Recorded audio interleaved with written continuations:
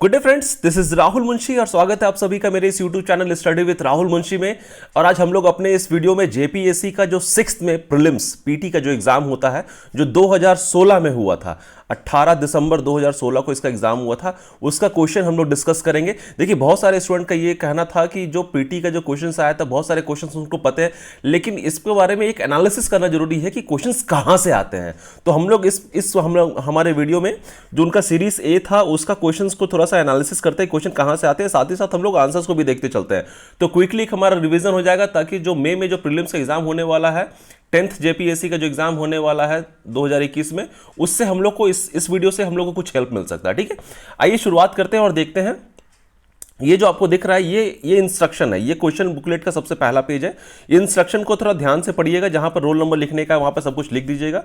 उसके बाद में ये देखिए, यहां पर ध्यान दीजिएगा कि एक पार्ट में यहां पर ये darken one circle by blue और ब्लैक, यहां पर आपको ब्लू या ब्लैक पेन से ही आपको डार्कन करने, जो आपको ओएमआर शीट्स मिलते हैं ना आंसर्स के लिए, वहां पर ब्लू या ब्लैक से ही वहां पर आंसर्स करने के लिए दिए जाते हैं निर्देश।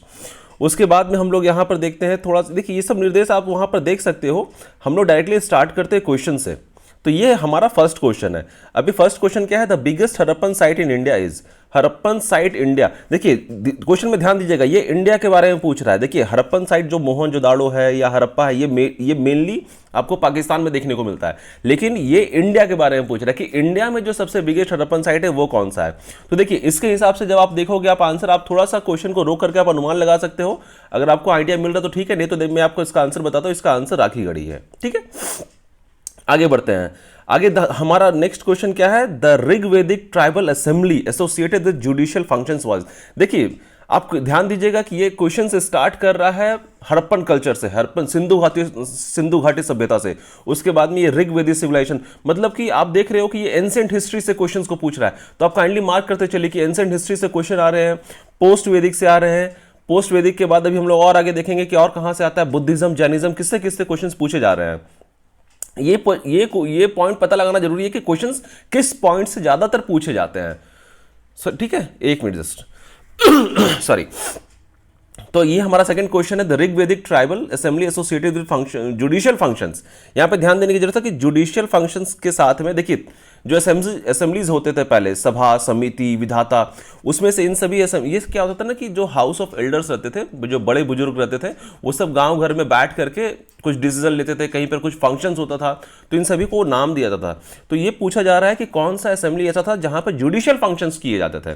तो जुडिशियल फंक्शंस के लिए आपको ये बात, अगर आप सही से पढ़े हो कि कौन सा सभा है या समिति है जो जुडिशियल फंक्शंस देता था, तभी आपको इसका आंसर मिल पाएगा, नहीं तो आपको इसका आंसर नहीं मिल पाएगा। देखिए बहुत सारे पॉइंट में आपको इसका जो आंसर मिलेगा वो सभा के नाम से मिलेगा, और मैंने भी जो चेक किया वो सभा के नाम से ही आपको देखने को मिलेगा, लेकिन कहीं कहीं पर आपको ये विधाता के नाम से भी आपको देखने को मिलता है। लेकिन अब देखिए थोड़ा सा आपको आरएनडी भी करना पड़ेगा कि राइट आंसर कौन सा है। ठीक है, नेक्स्ट क्वेश्चन कौन सा? नेक्स्ट क्वेश्चन ये है, यमका बिलोंग्स टू द बुद्धिस्ट पिताका। देखिए बुद्धिस्ट में पिताका होते हैं, सुत्त पित्तका होते हैं, विनय पित्तका होते हैं और अभिधम्मा होते हैं। तो इसमें से पूछा जा रहा है कि कौन सा ये जो वर्ड है ना यमका, ये कौन सा पित्तका से बिलोंग करते हैं। तो अभी यहां पर आपको देखिए, अगर आप बुद्धिज्म जैनिज्म के बारे में पढ़े हो तो आपको इसमें थोड़ा सा आंसर मिल सकता है कि अच्छा कौन सा पित्तका से यमका वर्ड बिलोंग करता है। तो यमका वर्ड अगर आप यहां पर देखोगे तो ये अभिधम्मा से बिलोंग करता है।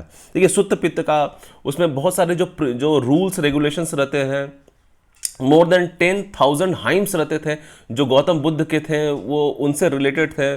जो उनसे मोनास्ट्रीज में जो रहते थे मॉन्क्स, उनके लिए रूल्स रेगुलेशंस बनाए जाते थे। तो ये सभी अलग अलग पित्तका में रहते हैं, कोई सुत्त पित्तका में है, कोई विनय पित्तका में है, और बाकी कुछ कुछ अभिधम्मा में है। ठीक है, तो अब हम लोग आगे बढ़ते हैं और देखते हैं हमारा नेक्स्ट क्वेश्चन क्या है।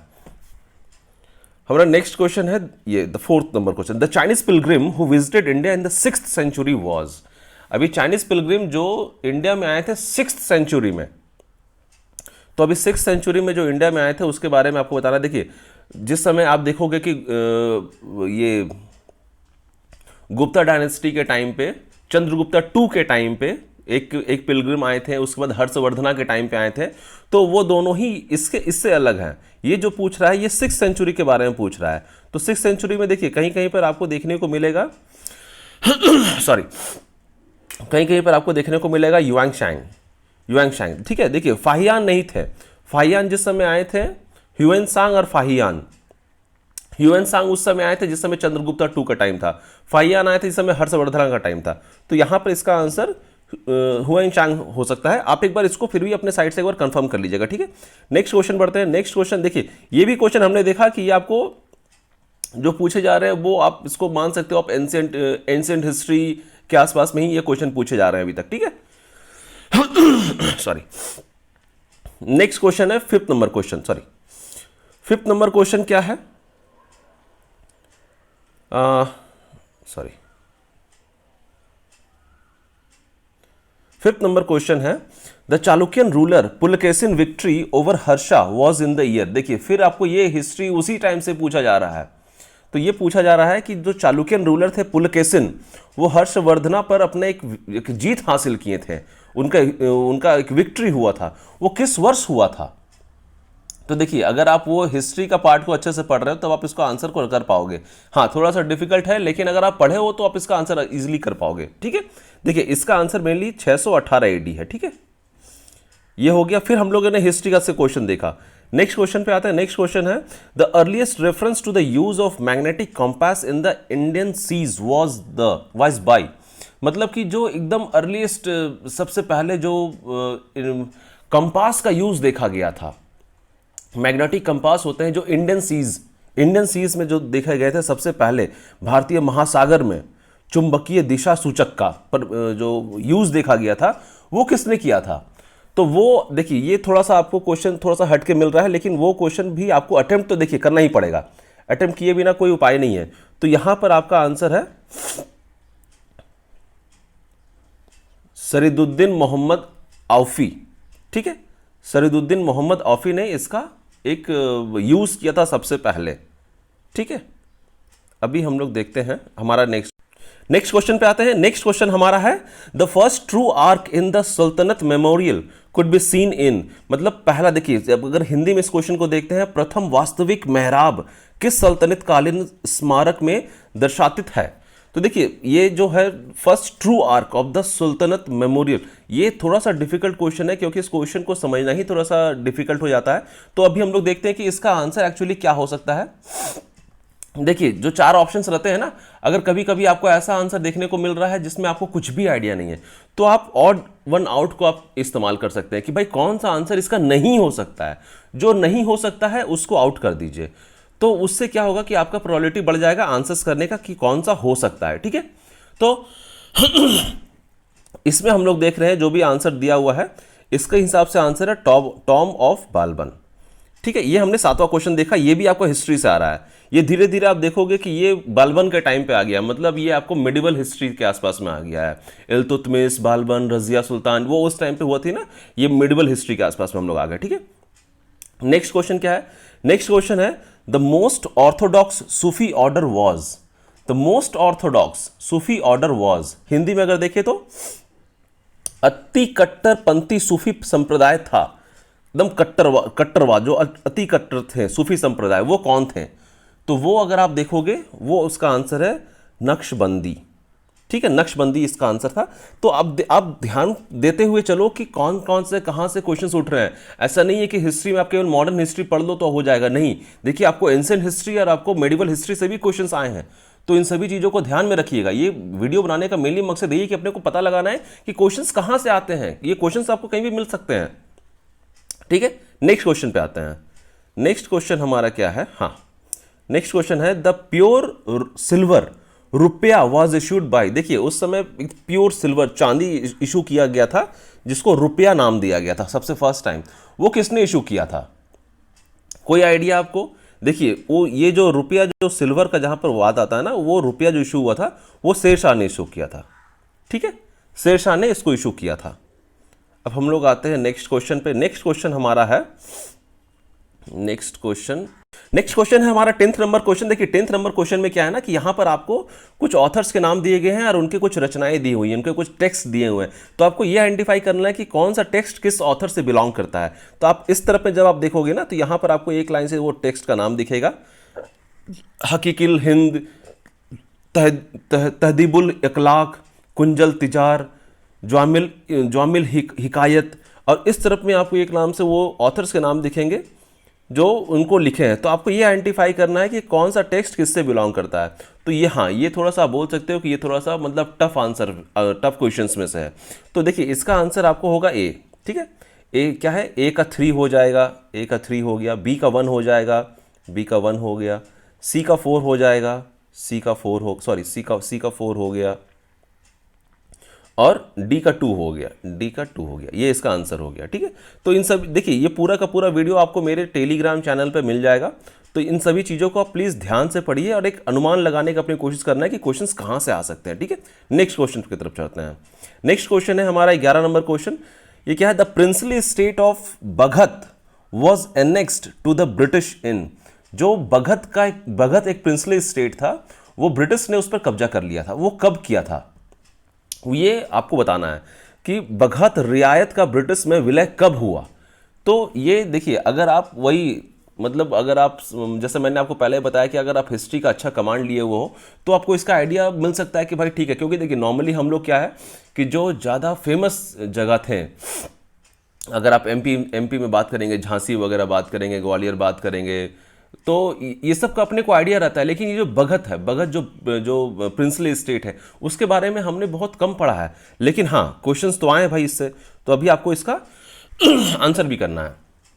तो देखिए इसके बारे में अगर थोड़ा सा अगर आपको आइडिया मिलेगा कि ये कौन सा हो सकता है, तो यहाँ पर अगर आप देखोगे ये जो 1850 के आसपास का है, वहाँ पर देखिए ये जो जिस टाइम पे 1857 का जो रिवोल्ट हुआ था ना, जिस टाइम पे वो बहुत सारे रूल्स बने थे कि भाई एनेक्शन कर लो, हथिया लो ब्रिटिश, वो बहुत सारे ऐसे रूल्स भी आए थे कि अगर आपके वारिश नहीं है वहाँ पर कोई, तो आप इसको उस टाइम पे ये डॉक्ट्रिन ऑफ लैप्स आया था, जिससे ये होता था कि भाई अगर किसी का वारिश नहीं है तो ब्रिटिश राज्य क्या करेगी, उसके पूरे उस जो राज्य है उसको हथिया लेगी, वो अपने अंडर में ले लेगी।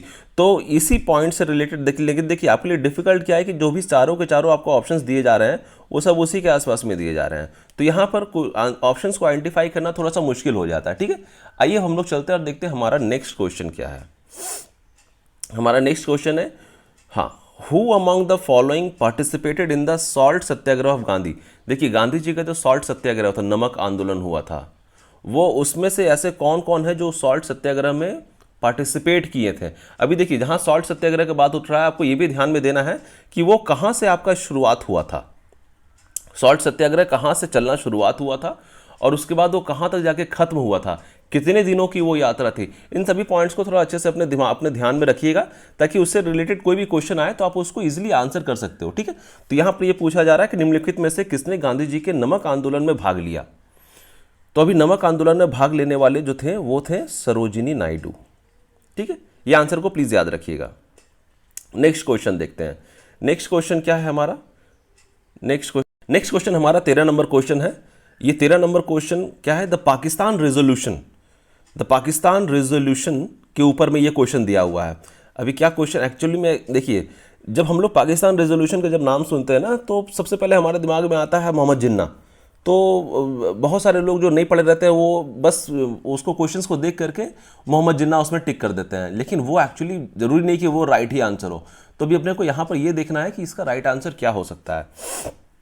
देखिए कहीं कहीं पर आपको इसका आंसर कुछ और, कहीं कहीं पर इसका कुछ और आंसर देखने को मिलेगा।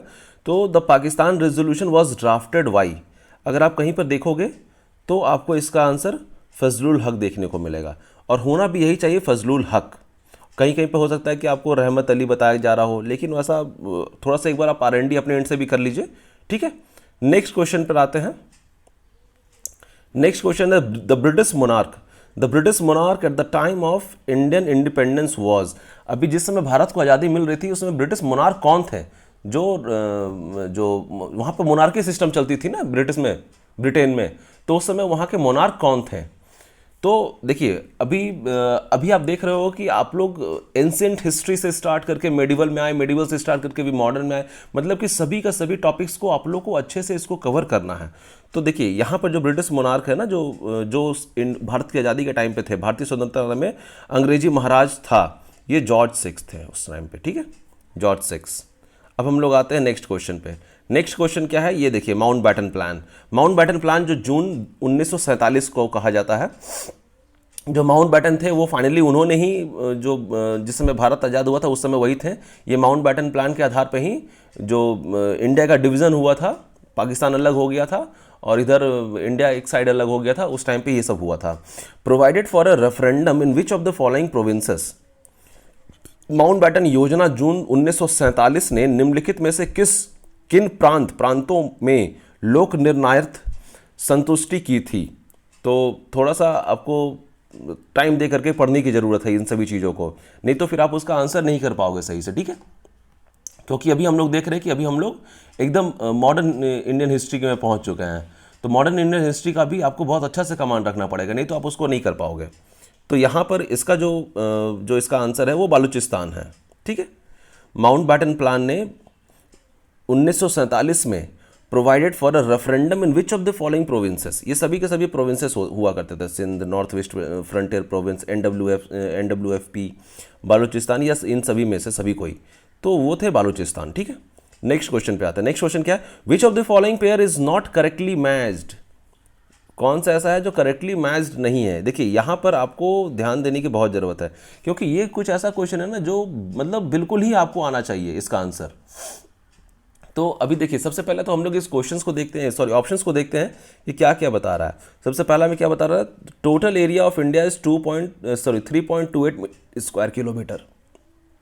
हाँ, तो ये पहला ऑप्शन क्या है, भारत का कुल क्षेत्रफल 3.28 मिलियन वर्ग किलोमीटर। तो ये अगर आप पढ़े हो इंडिया के बारे में तो आपको पता है कि भाई ये तो अपना राइट आंसर है, ये आंसर सही है। लैटिट्यूडनल एक्सटेंट जो होता है, देखिए लैटिट्यूडनल लॉन्गिट्यूडनल दो पार्ट होते हैं जो ज्योग्राफी से रिलेटेड होते हैं। अगर आपको उसका और जानकारी लेना है तो आप मेरे पहले के वीडियोस को रेफर कर सकते हैं। मैंने उसमें बहुत अच्छे तरीके से लैटिट्यूडनल लॉन्गिट्यूडनल के बारे में आपको बताया है। तो ये लैटिट्यूडनल एक्सटेंट, हाँ ये भी बिल्कुल सही है। ये 8 degree 4 minutes north, 8 degree 4 minutes north से लेकर के ये आता है 37 डिग्री 6 मिनट नॉर्थ तक। मतलब जहाँ से आपका वो जो गुजरात वाला जो पार्ट जहाँ से शुरू हो रहा है और जहाँ तक आपका ये नॉर्थ ईस्टर्न स्टेट जा रहे हैं, वहाँ से वो लेके वहाँ तक अब जब आप देखोगे तो ये आपको ये सेम यही फिगर्स आपको देखने को मिलेगा आपके मैप में। तो ये सेकंड वाला भी सही है। थर्ड में क्या है, लॉन्गिट्यूडनल एक्सटेंट। तो longitudinal extent 68 degree 7 minutes east, 68 degree 7 minutes east से लेकर के 97 डिग्री 25 मिनट्स ईस्ट, ये भी सही है। यहाँ पर चौथा नंबर पूछ रहा है number of states in India 26, ये गलत है। इंडिया में जो नंबर, देखिए ये क्वेश्चन 2016 के आधार पे है, तो 2016 के आधार पर जिस समय तेलंगाना नहीं था। खैर छोड़िए, आप मुझे कमेंट सेक्शन में ये मुझे बताइए कि अभी currently total number of states और total number of union territories India में कितने हैं, ठीक है। तो हमारा आंसर इसका हो जाएगा डी। चलिए अब हम लोग पढ़ते हैं आगे। नेक्स्ट क्वेश्चन क्या है, 70 number question, name of the place in India where Bay of Bengal, Arabian Sea and Indian Ocean meet. देखिए आपको ऐसा जगह का नाम बताना है जहां पर ये तीनों आकर के मिलते हैं। बे ऑफ बंगाल मिलते हैं, अरेबियन सी मिलते हैं और इंडियन ओशन मिलते हैं। देखिए इंडियन ओशन जब आप देखोगे ना मैप में, तो इंडिया के बिल्कुल नीचे भाग में आपको देखने को मिलेगा, जो सदर्न पार्ट होता है इंडिया का उसमें उधर पे। अरेबियन सी आपको देखने को मिलेगा जो आपका इंडिया का वेस्टर्न पार्ट होता है, जिस समय अरेबियन जो कंट्रीज होते हैं, गल्फ कंट्रीज होते हैं, उस तरफ आपको अरेबियन सीज देखने को मिलेगा। और बे ऑफ बंगाल आपको देखने को मिलेगा जो आपके इंडिया के ईस्ट साइड में है। तो अभी जाहिर सी बात है तीनों का तीनों पॉइंट अगर मिल सकता है तो वो जो इंडिया का सदर्न पोर्शन है वहाँ पर जाकर के मिल सकता है। तो इंडिया का सदर्न पोर्शन कहाँ पर आप एक अनुमान लगाया सकते, देखिए जब आप देखोगे ना तो इंदिरा पॉइंट भी आपको कहीं उधर ही देखने को मिलेगा, रामेश्वरम भी उधर ही देखने को मिलेगा। तो अभी इसका जो आंसर आपका है वो है कन्याकुमारी। कन्याकुमारी में बे ऑफ बंगाल, अरेबियन सी और इंडियन ओशन तीनों आकर के मिलता है। इस पॉइंट को आप याद रख सकते हैं, ठीक है। ये बहुत बहुत बेसिक सा ये इन्फॉर्मेशन है जो कई एक बार एग्जाम में पूछे गए हैं। नेक्स्ट क्वेश्चन देखते हैं। नेक्स्ट क्वेश्चन क्या है, where does India rank in area among the countries of the world. देखिए ध्यान दीजिएगा, ये सभी क्वेश्चन जो भी हम लोग देख रहे हैं ये हम लोग 2016 के आधार पर देख रहे हैं। तो अभी ये क्वेश्चन में क्या पूछ रहा है कि अगर क्षेत्रफल की दृष्टि से देखा जाए तो भारत का विश्व में देशों में कौन सा स्थान है। तो ये आपको थोड़ा सा इसका आइडिया होना चाहिए। ये देखिए ये बहुत सिंपल सा क्वेश्चन है, इसका आंसर 7th है, सॉरी सी है, ये 7th इसका रैंक आता है इंडिया का क्षेत्रफल की दृष्टि से, ठीक है। अभी देखते हैं हम लोग नेक्स्ट क्वेश्चन क्या है हमारा। नेक्स्ट क्वेश्चन है consider the following relief features. अभी रिलीफ फीचर्स के बारे में आपको थोड़ा सा आइडिया देना है, मतलब अब हम लोग घुस रहे हैं ज्योग्राफी में। Consider the following relief features. ये क्या है? Mahadev range, Maikal range, Chota Nagpur plateau, Khasi hills. The correct west to east sequence of the above relief features are. अभी आपको वेस्ट से ईस्ट की तरफ चलना है, मतलब कि अभी आप बिल्कुल दाहिने साइड में हैं, अभी आपको बाएं तरफ होकर के आना है। तो अभी आप देखिए, अब जब थोड़ा सा आप आइडिया लेते हो तो आपको पता चल जाएगा कि कौन सा कहाँ पर आता है। देखिए, सबसे पहला तो आप देखो कि खासी हिल, ये खासी, जानतिया, गारो, ये जो तीनों हिल्स आते हैं ये आपको बिल्कुल नॉर्थ ईस्टर्न स्टेट्स में देखने को मिलेंगे, ये मेघालय तरफ आपको देखने को मिलेंगे। तो आप ये अनुमान लगा सकते हो कि देखिए छोटा नागपुर प्लेट्यू, क्योंकि जो झारखंड हमारा है वो इससे आपको थोड़ा सा बाएं तरफ देखने को मिलेगा। तो आप स्टार्ट कर सकते हो कि भाई ठीक है चलो ये एक मिनट, सॉरी मैं एक्चुअली थोड़ा सा गलत कर दिया, ये वेस्ट टू ईस्ट आपसे पूछ रहा है। तो वेस्ट आपका हो गया बिल्कुल हमारा जो इंडिया का जो बाएं साइड का पोर्शन है, और ईस्ट हो गया जो बिल्कुल इंडिया का दाहिने तरफ का पोर्शन है। तो अभी आप इसको देख करके थोड़ा सा आप अनुमान लगा सकते हो। देखिए, ये जो खासी, जानतिया, गारो हिल्स मैंने आपको बताया ना, ये बिल्कुल ही नॉर्थ ईस्टर्न साइड में है। तो जाहिर सी बात है ये 4 जो आएगा ये आपका पहला से स्टार्ट नहीं हो सकता, तो ये बी हमारा आंसर नहीं हो सकता है। और 4 क्या है? देखिए महादेव रेंज, महादेव रेंज आपको बिल्कुल इधर पे मिलेगा, ये मिडिल इंडिया के आप इस पास में आकर के थोड़ा सा अगर आप और लेफ्ट हैंड साइड में आओगे तो आपको वहाँ पे देखने को मिलेगा। माइकल रेंज उसके बाद आता है, तो मतलब हो देखिए हो ना हो सबसे पहला हमारा महादेव रेंज होगा, उसके बाद माइकल रेंज होगा, उसके बाद क्योंकि देखिए खासी हिल छोटा नागपुर के पहले नहीं आता है, तो छोटा नागपुर फिर उसके बाद होगा, फिर होगा खासी हिल। इसका मतलब 1 2 3 4 हमारा सीक्वेंस में आंसर होगा, तो 1 2 3 4 ए हमारा आंसर होगा इसमें, ठीक है। तो इसी तरह से अगर आपको ज्योग्राफी का अच्छा पकड़ है तो आप इन सभी क्वेश्चंस को बहुत इजीली अटेम्प्ट ले सकते हो। कि अगर सभी का आपको आइडिया नहीं है तो आपको ये दोनों का आइडिया, भाई छोटा नागपुर प्लेट्यू और खासी जानती या गारो हिल्स कहाँ पर है, तो आप ये देख सकते हो कि पहले 3 आएगा फिर 4 आएगा, तो 3 या 4 ये है, 3 या 4 ये है, ये नहीं हो सकता, ये नहीं हो सकता, तो हमारा आंसर यही दोनों में से कोई होगा, ठीक है। नेक्स्ट अब हम लोग क्वेश्चन की तरफ चलते हैं। नेक्स्ट क्वेश्चन क्या है? Which one of the following pair is correctly matched. कौन सा इसमें ऐसा है जो करेक्टली मैच किया हुआ है? अभी देखिए, एक तरफ आपको रिवर का नाम दिया हुआ है, दूसरी तरफ आपको स्टेट्स का नाम दिया हुआ है। तो कौन सा रिवर किस स्टेट में चलता है, कौन सा रिवर किस स्टेट में बहती है, ठीक है। तो इंद्रावती झारखंड में नहीं है भाई, ये गलत है। भीमा नहीं, भीमा तमिलनाडु में नहीं है। लूनी, हाँ लूनी रिवर राजस्थान में बहती है। और सॉरी, घाट प्रभा केरला में नहीं है, घाट प्रभा ये केरला में नहीं है। तो हमारा आंसर इजीली वे में सी हो जाएगा, जो लूनी रिवर है वो राजस्थान से बहती है, ठीक है। अब हम लोग चलते हैं हमारे नेक्स्ट क्वेश्चन की तरफ। नेक्स्ट क्वेश्चन हमारा क्या है? Average annual rainfall range in Jharkhand is. Jharkhand में एवरेज एनुअल रेनफॉल कितना होता है, वार्षिक वर्षा अंतराल क्या है? अब हम लोग झारखंड का क्वेश्चंस में आ गए हैं, ठीक है। अभी झारखंड का क्वेश्चंस में थोड़ा सा अगर आप झारखंड के बारे में पढ़े हो तो आपको आइडिया मिलेगा कि झारखंड में जो वर्षा होती है ना बहुत ज़्यादा नहीं होती है। तो जाहिर सा बात है कि आप बहुत कम भी आप इसको अनुमान नहीं लगा सकते हो, क्योंकि बहुत सारे पार्ट में जहाँ पर धान रोपे जाते हैं वहाँ पर 100 से 200 सेंटीमीटर का लिए हमारा जो झारखंड है वो एक उपयुक्त जगह है, आप बोल सकते हो। तो हमारा झारखंड का जो वर्षा भी है ना वो इसी रेंज में है, 100 to 200 सेंटीमीटर का रेंज में, ठीक है। नेक्स्ट क्वेश्चन आते हैं, which one of the following pair is not correctly matched. यहाँ आपको बताना है कि करेक्टली मैच कौन सा नहीं हो रहा है, ठीक है। क्वेश्चंस पे ध्यान दीजिएगा, कौन सा करेक्टली मैच हो रहा है, कौन सा करेक्टली। पता चला क्वेश्चन को आधा पढ़े और आप लोग आंसर करना शुरू कर दिया, ऐसा नहीं कीजिएगा। इस क्वेश्चन में पूछ रहा है कौन सा करेक्टली मैच नहीं है, ठीक है। तो अब हम लोग देखते हैं कि यहाँ पर कौन सा करेक्टली मैच नहीं है। देखिए, ये बोल रहा है कोल्हन में मिनरल रिसोर्सेस है, बिल्कुल आप बोल सकते हैं कोल्हन का जो एरिया है ना वहाँ पर मिनरल रिसोर्सेस है। कच्छ में क्या है? Forest resources. देखिए कच्छ में आपको फॉरेस्ट रिसोर्सेज देखने को नहीं मिलेगा। मालाबार कोस्ट में हाँ यहाँ पर वाटर रिसोर्सेज आपको देखने को मिलेगा। और मिडिल गंगा प्लेन में सॉइल रिसोर्सेज, बिल्कुल, क्योंकि यहाँ की मिट्टी बहुत उपजाऊ होती है। तो ये जो हमारा आंसर देख रहा है ना, कच्छ में फॉरेस्ट रिसोर्सेज, ये नहीं होगा। तो हमारा आंसर ये होगा कि कच्छ, ये जो कच्छ है यहाँ पर वन संसाधन नहीं है, ठीक है। तो कहाँ पर नहीं है ये हमारा क्वेश्चन था। अब हम लोग पढ़ते हैं हमारे अगले क्वेश्चन की तरफ। हमारा नेक्स्ट क्वेश्चन है, which one of the following pair is correctly match. देखिए फिर ये पूछ रहा है कौन सा करेक्टली मैच्ड है, सही से मैचिंग कौन सा हो रहा है। तो एक तरफ आपको एरिया दिया हुआ है, दूसरा तरफ आपको दिया हुआ है मेन इकोनॉमिक एक्टिविटी, मुख्य आर्थिक क्रियाकलाप। अभी आपको बताना है कि कौन सा इसमें करेक्टली मैच्ड है, ठीक है। अभी देखिए, लद्दाख में कॉटन टेक्सटाइल नहीं, लद्दाख में कॉटन टेक्सटाइल नहीं होता है। लद्दाख बहुत ही बर्फीला जगह है, वहाँ पे कॉटन टेक्सटाइल्स नहीं है। दूसरा क्या है, दंडकारण्य, दंडकारण्य में जूट की कृषि, दंडकारण्य में जूट की कृषि, ये भी आप बोल सकते हो कि नहीं, ये नहीं है। नॉर्थ बिहार में शुगर इंडस्ट्री, हाँ नॉर्थ बिहार, जो नॉर्थ बिहार का एरिया हो गया या यूपी के बहुत सारे एरिया हो गए, यहाँ पे शुगर इंडस्ट्रीज़ आपको बहुत देखने को मिलेगा, क्योंकि यहाँ पे गन्ना की खेती बहुत होती है। और ये जो है रॉयल सीमा, यहाँ पे टी प्लांटेशन नहीं, रॉयल सीमा में टी प्लांटेशन नहीं होते हैं, तो ये हमारा आंसर नहीं है। तो होना हमारा आंसर सी होगा, नॉर्थ बिहार में शुगर इंडस्ट्रीज आपको ज़्यादा देखने को मिलता है। ये हो गया 23वां नंबर क्वेश्चन। अब हम लोग बढ़ते हैं हमारे अगले क्वेश्चन की तरफ। हमारा अगला क्वेश्चन है 24 number question. The correct sequence of population density from high to low in the following states of India. अभी देखिए ये आपको सेंसस के बारे में आ गया है, सेंसस 2011, तो इसको भी पढ़ना नहीं भूलिएगा। जो 2021 का जो सेंसस हुआ था उसका जो भी डेटास, फैक्ट्स, फिगर्स थे उसको अच्छे से ध्यान में रखिए, क्योंकि 2021 का जो सेंसस है वो तो आया ही नहीं है, तो उसका डेटा अभी तक आपको पता नहीं चलेगा। तो यहाँ पर 2011 वाला सेंसस को अच्छे से पढ़िएगा, ठीक है। आइए अब देखते हैं। अच्छा, ये क्वेश्चन पूछ क्या रहा है कि भारत में निम्न राज्यों में उच्च से निम्न जनसंख्या घनत्व 2021 की जनगणना के अनुसार सही क्रम क्या है।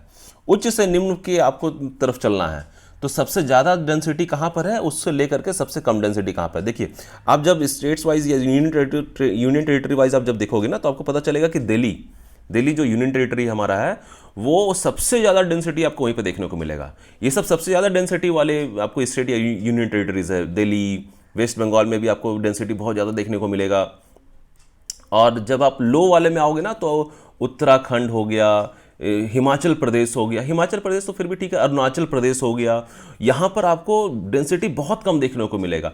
जहाँ दिल्ली में आपको पर किलोमीटर में 11,000 के आसपास आपको लोग देखने को मिलेंगे, वहीं अरुणाचल प्रदेश जैसे एरिया में, उत्तराखंड जैसे एरिया में, वहाँ पर आपको मतलब 100 के आसपास में कुछ आपको, या उससे भी कम आपको 50-25 के आसपास में आपको डेंसिटी देखने को मिलेगा। तो अभी आप इससे ये अनुमान लगा सकते हो, जैसे मैंने आपको बताया कि जो भी आपको ऑप्शंस दिए हुए हैं, सबसे पहले तो आप ये देख लीजिए कि ज़्यादा डेंसिटी आपको कहाँ देखने को मिलेगा। देखिए ज़्यादा डेंसिटी आपको बिहार में देखने को मिलेगा, तो हमारा आंसर हो सकता है या तो बी या तो सी।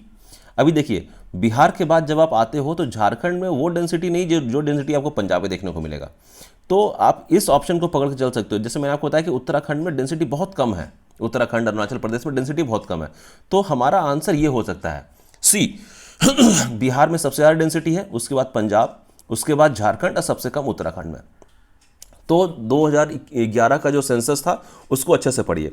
नेक्स्ट क्वेश्चन की तरफ बढ़ते हैं अभी हम लोग। नेक्स्ट क्वेश्चन हमारा क्या है, फिर यहाँ पर मैच ऑफ द फॉलोइंग्स है। अभी मैच ऑफ द फॉलोइंग्स में क्या है, एक तरफ आपको ट्राइब्स दे दिए गए हैं, दूसरी तरफ आपको नेटिव स्टेट्स दे दिए गए हैं, कौन कहाँ से बिलोंग करते हैं। देखिए ये सब क्वेश्चंस आप एक्सपेक्ट कर सकते हो, क्योंकि यहाँ पर आपको साथ ही साथ ये भी जानना है कि जो ट्राइबल्स आप झारखंड के बारे में पढ़े हो और किस किस स्टेट में कहाँ कहाँ पर कौन से ट्राइबल्स रहते हैं, तो इसके बारे में थोड़ा सा आपको R&D करना पड़ेगा कि एग्जैक्ट आंसर क्या। मुझे 2-3 जगह पे 2-3 अलग अलग मुझे चीज़ें मिली गूगल में, तो आप इसको थोड़ा सा एक बार आइडिया ले लीजिए कि कौन सा जो ट्राइब्स है वो आपको कहाँ पे देखने को मिलेगा, ठीक है। अब हम देखिए इस क्वेश्चन को आप प्लीज़ देख करके ना आप मेरे कमेंट सेक्शन में इसका आंसर सही से बता सकते हो। देखिए आपको जहाँ तक मुंडा का बात है, तो मुंडा आपको झारखंड में देखने को मिलता है। भिल जो है, ये भिल आपको राजस्थान में भी आपको देखने को मिलता है, भिल जो ये ट्राइब्स है। तो इसी तरह से थोड़ा सा और सर्च करके एक बार मुझे भी मेरे कमेंट सेक्शन में बताइएगा कि ये इसका राइट आंसर क्या है। नेक्स्ट क्वेश्चन की तरफ अभी हम लोग बढ़ते हैं। हाँ ये देखिए अभी ये इंडियन पॉलिटी के ऊपर क्वेश्चन आ गया है, तो हिस्ट्री, उसके बाद हम लोग देखें झारखंड से रिलेटेड क्वेश्चन, अभी हम लोग इंडियन पॉलिटी के ऊपर भी क्वेश्चन आया हुआ है। तो ये क्या पूछ रहा है, which constitutional amendment bifurcated the combined national commission for scheduled caste and scheduled tribes in 2 separate bodies. कौन सी ऐसी संशोधन थी। देखिए जो कॉन्स्टिट्यूशन अमेंडमेंट होता है ना, ये संशोधन होता है जो हमारे संविधान में होता है। तो अनुसूचित जाति और अनुसूचित जनजाति को संयुक्त राष्ट्रीय आयोग के किस संशोधन के अंतर्गत 2 अलग निकायों में बांटा गया था। तो अभी देखिए ये थोड़ा सा क्वेश्चन आपको घुमा कर दिया गया है कि मतलब नॉर्मली जब क्वेश्चंस देखने को मिलता है ना तो वो आपको या तो 42nd अमेंडमेंट से देखने को मिलता है या तो फिर आपको वो 44th अमेंडमेंट से देखने को मिलता है। लेकिन यहाँ पर जो आपको पूछा जा रहा है ये एक्चुअली ये 89th अमेंडमेंट जब हुआ था वहाँ पर आपको ये चीज़ देखने को मिला गया था कि जहाँ पर एक सेपरेट बॉडीज़ क्रिएट कर दिया गया था शेड्यूल कास्ट के लिए, शेड्यूल ट्राइब के लिए, ठीक है। और वैसे ये जो आपको देखने को मिलेगा ना 42वां संशोधन और 44वां संशोधन, इसमें बहुत सारे संशोधन किए गए थे। इसमें से इन दोनों में से किसी एक को मिनी कॉन्स्टिट्यूशन भी कहा जाता है। अब आप मेरे कमेंट सेक्शन में मुझे बताइए कि मिनी कॉन्स्टिट्यूशन किसको कहा जाता है, 42nd कॉन्स्टिट्यूशन अमेंडमेंट को या 44th कॉन्स्टिट्यूशन अमेंडमेंट को, ठीक है। हम लोग बढ़ते हैं हमारे अगले क्वेश्चन की तरफ। हमारा नेक्स्ट क्वेश्चन क्या है, how many parts, articles and schedules was there in the original Indian constitution. देखिए ये आपको क्वेश्चन थोड़ा सा घुमा करके दे रहा है कि जिस टाइम पर